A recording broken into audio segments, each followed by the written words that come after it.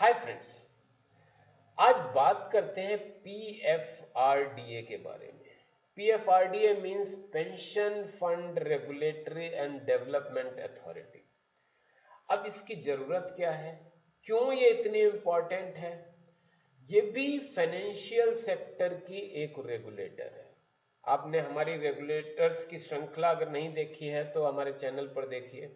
मैंने सारे रेगुलेटर्स के ऊपर वीडियो बनाए हैं जिसके बारे में आप डिटेल जानकारी पा सकते हैं।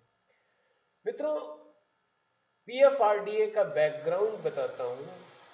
सरकार के ऊपर पेंशन का बोझ बहुत ज़्यादा बढ़ रहा था, क्योंकि सरकार को बहुत बड़ा अपना बजट जो है वो पेंशन देने में खर्च करना पड़ रहा था। साथ के साथ भारतवर्ष में लोगों की जो लाइफ एक्सपेक्टेंसी है, लाइफ एक्सपेक्टेंसी क्या है कि औसतन जीने की आयु वो भी बढ़ रही थी। तो जो सरकारी, इस वजह से पेंशन का भी खर्चा बढ़ रहा था। साथ के साथ बहुत सारे लोग जो पेंशनेबल जॉब में नहीं थे उनको भी ओल्ड एज सिक्योरिटी की रिक्वायरमेंट थी। तो साल 1999 में गवर्नमेंट ऑफ इंडिया ने ओएसिस प्रोजेक्ट लॉन्च किया। ओएसिस, OASIS, इसका जो ये एक्रोनिम है, old age social and income security का। इसकी एनालिसिस हुई, इसकी स्टडी हुई। इसके आधार पे, ओएसिस प्रोजेक्ट की फाइंडिंग और एनालिसिस के आधार पर गवर्नमेंट ऑफ इंडिया ने क्या किया कि 1 जनवरी 2004 के बाद जो रेगुलर पेंशन होती है वो बंद कर दी। केवल आर्म्ड फोर्सेस के लिए जारी है।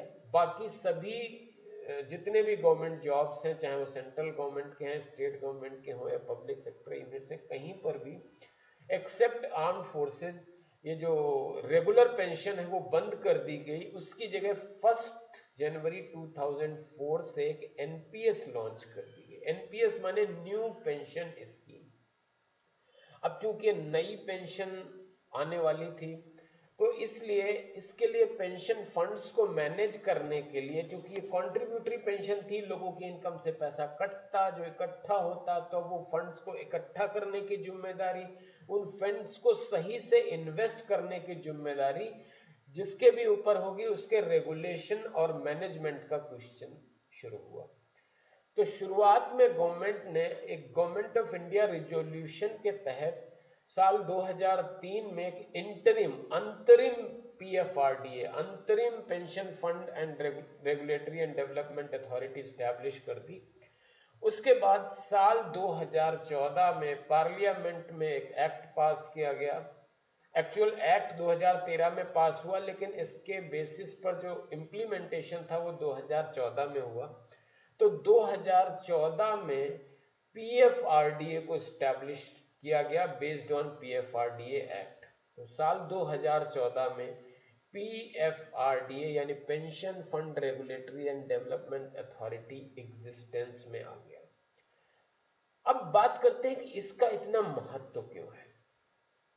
दुनिया के जितने भी डेवलप्ड कंट्रीज हैं, कहीं पर भी रेगुलर पेंशन जैसे हमारे यहाँ पहले होती थी, ज्यादातर जगह वैसी नहीं होती है।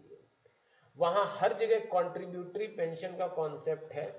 और वेस्टर्न कंट्रीज में, डेवलप्ड कंट्रीज में जो सबसे ज्यादा इन्वेस्टेबल फंड्स हैं वो पेंशन फंड्स के पास होते हैं। मैं एक छोटा सा आंकड़ा आपको बताता हूं कि दुनिया के टॉप जो 7 कंट्रीज हैं, डेवलप्ड कंट्रीज हैं, अमेरिका, जापान, ऑस्ट्रेलिया वगैरह, इनके पास जो पेंशन फंड में पैसा पड़ा हुआ है वो लगभग 32 trillion US dollar, 32 trillion US dollar है। अकेले अमेरिका में लगभग 18.8 ट्रिलियन यूएस डॉलर्स है। तो भारत सरकार का भी एक्सपेक्टेशन है कि शायद आने वाले समय में जब कॉन्ट्रीब्यूटरी पेंशन का फंड बढ़ेगा तो बहुत सारा पैसा इन फंड्स में इकट्ठा होगा। इसके प्रोफेशनल इन्वेस्टमेंट के लिए, ओल्ड एज में पेंशन को सेफ गार्ड करने के लिए एक पीएफआरडीए की जरूरत थी जो गवर्नमेंट ने स्टैब्लिश। यहां पर मैं आपको बताना चाहता हूं, पीएफआरडीए का जो हेडक्वार्टर है वो दिल्ली में है। इसका ऑर्गेनाइजेशनल सेटअप क्या होता है? इसका ऑर्गेनाइजेशन में एक चेयरपर्सन होता है और 6 मेंबर्स होते हैं। 6 मेंबर्स फुल टाइम या पार्ट टाइम होते हैं। वर्तमान में जो इसके चेयरपर्सन है वो मिस्टर सुप्रतिम बंदोपाध्याय हैं। अब बात करते हैं पीएफआरडीए का फंक्शन क्या होता है।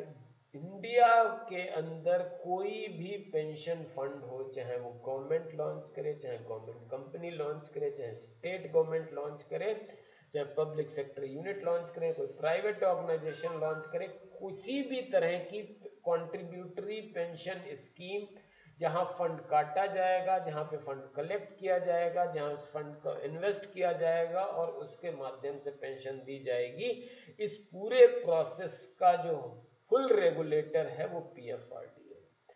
उसको इन पेंशन फंड से जुड़े हुए जितने भी हैं गाइडलाइंस बनाने का अधिकार है, उसको इस पेंशन फंड से जुड़े हुए प्रोसेस को मॉनिटर करने का, उनके इंटरेस्ट को प्रोटेक्ट करने का, इन सब चीजों का अधिकार है। यही पीएफआरडीए का बेसिक फंक्शन है। मित्रों, वीडियो पसंद आया हो तो लाइक करिएगा, कमेंट करके बताइएगा कि आप और किस टॉपिक पर वीडियो देखना चाहते हैं।